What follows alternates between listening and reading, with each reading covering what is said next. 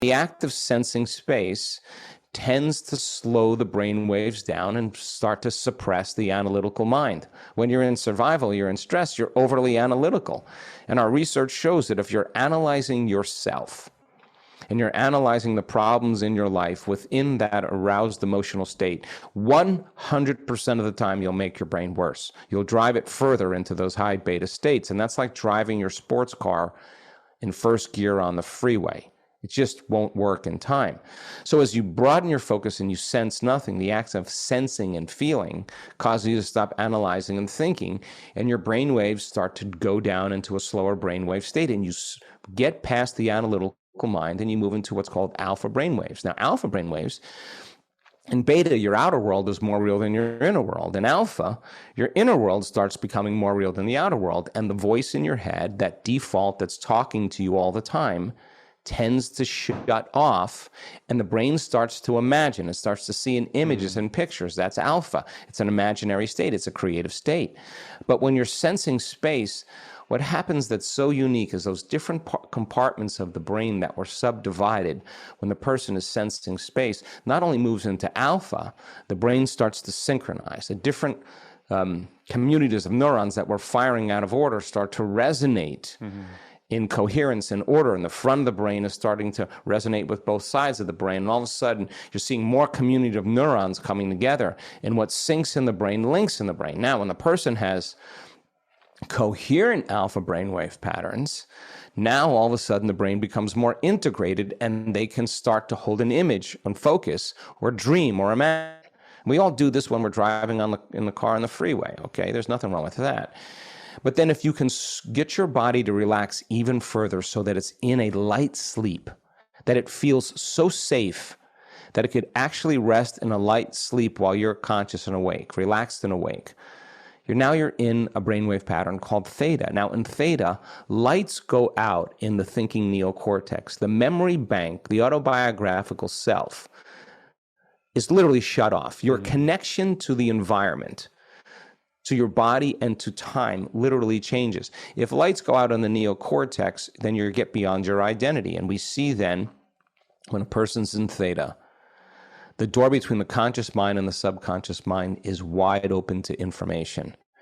And when you get beyond the analytical mind, then you open the door between the conscious mind and the subconscious mind. That's what separates it, the analytical mind. Now you're suggestible to the information. You're in a hypnotic state. And you can rewrite a program. You can rewrite a new script. You can change the way you behave. You can change the way you can reprogram yourself to do something differently. And you can't do it in high beta because you're not in the operating system. You got to get beyond the conscious mind into the subconscious mind to rewrite those programs. So teaching people how to regulate and change their brainwaves is an important element. But what about the heart? Because to create a new future, it requires a clear intention and an elevated emotion. It is the fundamental quality of brain and heart coherence.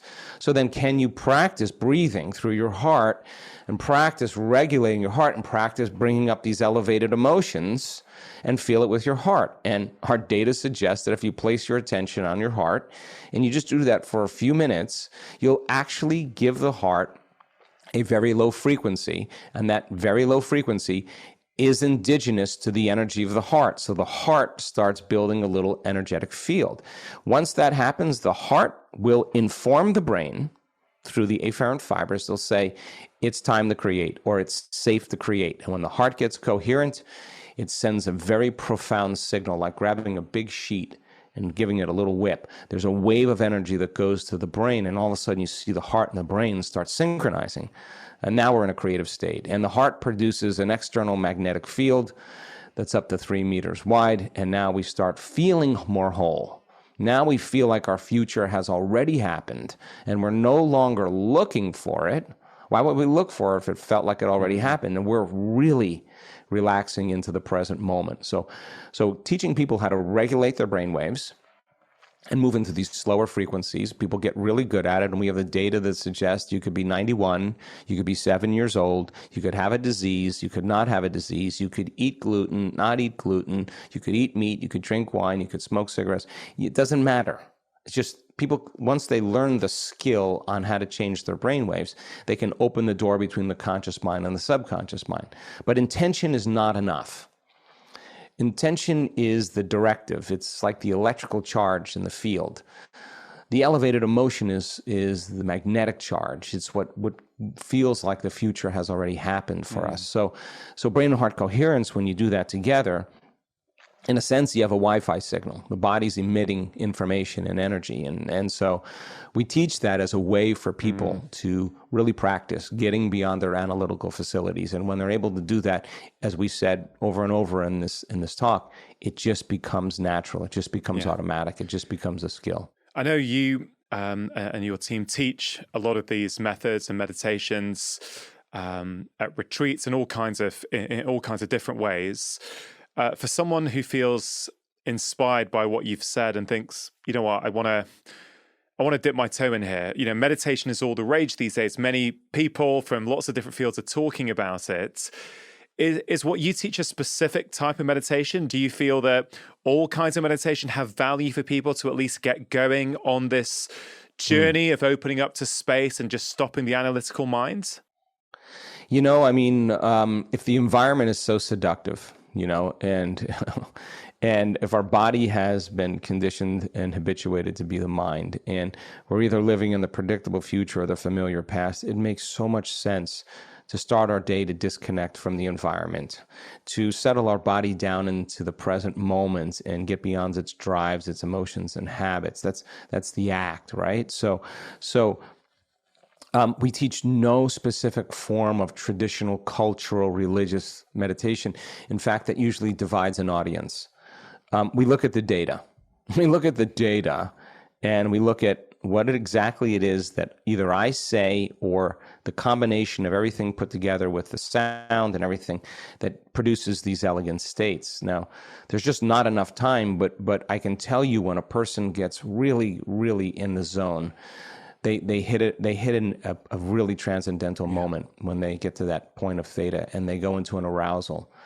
But the arousal is not fear, the arousal is not pain, the arousal is not aggression, the arousal is ecstasy. They're connecting. And that's the moment where we see an instantaneous biological upgrade that goes on in the person's body. Energy starts to inform matter, and we're lucky enough to be able to catch that on different brain scans. So then it makes sense then that knowledge is the precursor to experience. So you got to learn, you got to understand what you're doing and why you're doing it. You got to demystify the process. It's got to make sense to you.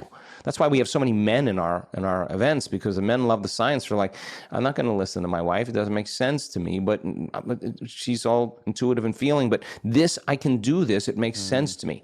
So then when it makes sense to you, so then, as an example, we have this little course called The Formula. And the formula really is the understanding of brain and heart coherence. It's 30-minute lectures with 5 meditations. I think there's 12 or 13 sessions.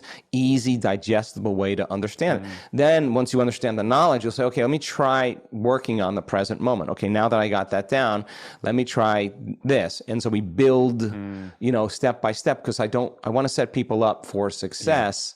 And I want to set it up so that it's within the realm of their acceptance, where they don't go, oh my God, this guy's killing me.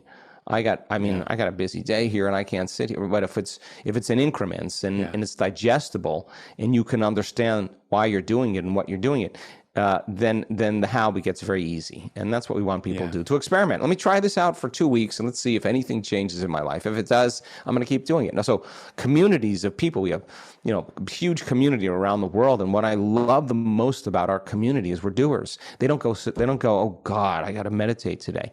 No, they meditate because they don't want the magic to end in their lives. They're doing it because events, they're no longer going anywhere to get what they want. Somehow it seems like it's coming to them.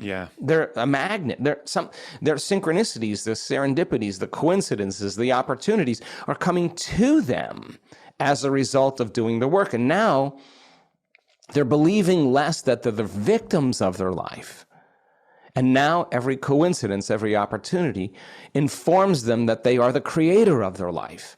And now the game starts to change, because now if you truly believe that you are the creator of your life, then you got to make time to create, and you got to experiment in the game called life. Yeah, it's so powerful. I think at the very least, I think this conversation will have inspired people to say, I can change the way I think. I can maybe start my day by not letting inputs in from the external world, keep the cell phone off, keep the TV off, keep the news off, spend some time with myself thinking, rehearsing. Even that would be a great start for people, just to start changing the pattern, the addiction to the life that they currently have. If we had longer, there's so much more I would have spoken to you about. Maybe we can do a part 2 at some point in the future. But before you leave, Dr. Joe, this podcast is called Feel Better, Live More. When we feel better in ourselves, we get more out of our life. And I think it's very clear from your research and your years of service to people that when we think better, when we think differently, we're going to get more out of our life. Have you got any final thoughts or words to people who are struggling? They don't know where to turn. They think the way that they currently feel is the way that they always are going to feel. And they're getting a little bit of inspiration here. Have you got any final words for them to help, set them off on that journey? Yeah, it's really simple. You already know how to do this. Everybody on this podcast has done something great in their life. Everybody's done something great. And what happened? You got a crazy idea, and that you stuck with that idea long enough for you to begin to feel the emotions of that future before it happened, and no person, no circumstance, no condition in your life would talk you out of that future. And people who truly make the change, I mean, it's some people say, well, I believe in this. I just believe it works for everybody else, but it doesn't work for me. Now, this is a defining moment.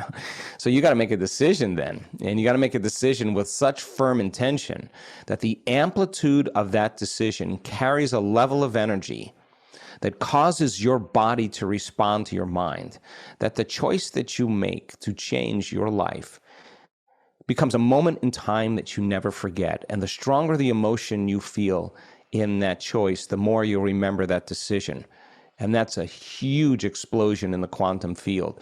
And you're giving your body a taste of the future emotionally. And if we did that every day and got up from our meditations or our inward introspection or contemplation differently than when we started, and if you can maintain that modified state of mind and body your entire day, get ready, because weird things are going to begin to happen in your life.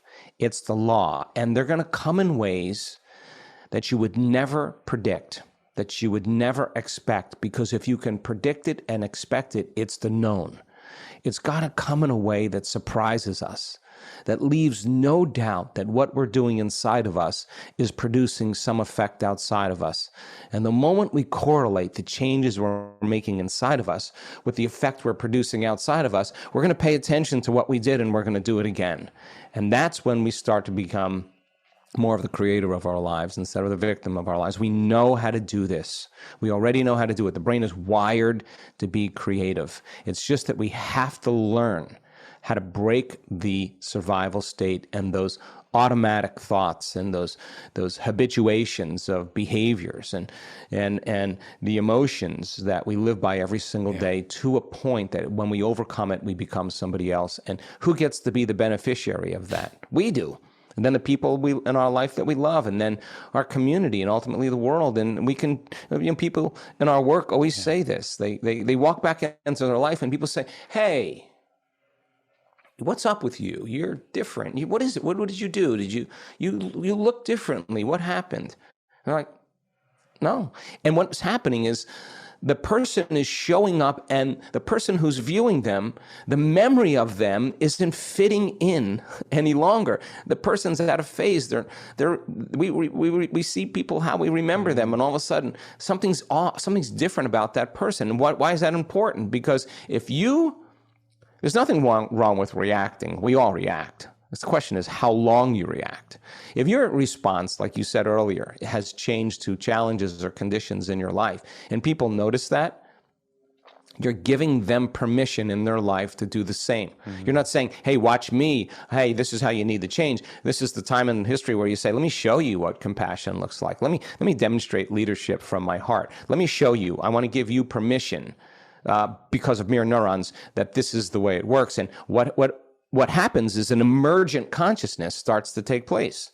Emergent consciousness in a week-long retreat with 1,600 people may start in one state of mind and body, but by the end of that week, there's an emergent consciousness, and people are completely, the pro-social networks in their brain are activated, they're communing, they're connecting, they're more present, more appreciative of the moment. That's the natural state of being. So is it worth the effort? You ask the person who never missed a day of 18 months of doing their meditation to heal their health condition. You ask them if it was worth it. They'll tell you, my disease was my greatest teacher. I'm so blessed that I have it or had it, because now I'm a different person. So that's when you're no longer belonging to your past, you're belonging to your future. And there's just enough evidence now to say that it is possible. And people do the best with what's available. Now that you know that it's available, you may want to make a different choice and try it out.